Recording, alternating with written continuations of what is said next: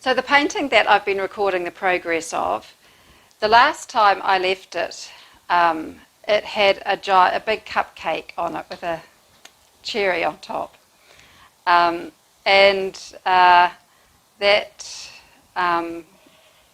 don't know where that came from, but it didn't last long.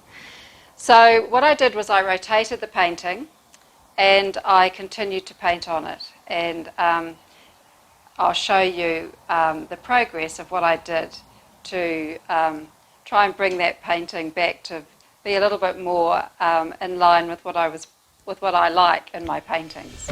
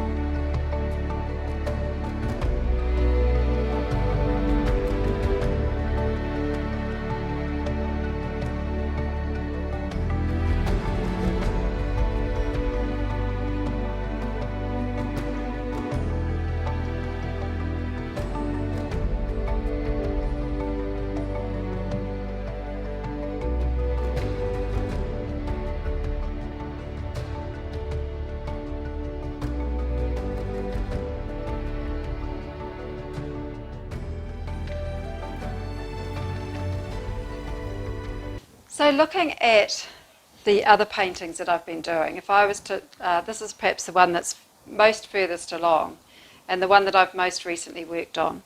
So looking at this one, what I like about this is that it has areas of where there's quite a lot of detail and there's quite a lot of contrasts and little shapes and little bits of stripes and more bold colours. And then it has larger areas where there's not a lot going on. And these are in contrast to these more busier areas. Another area over here where the value contrasts are very small, and so it's a quieter area of the painting. Sort of up here as well, and down here, this area sort of as well.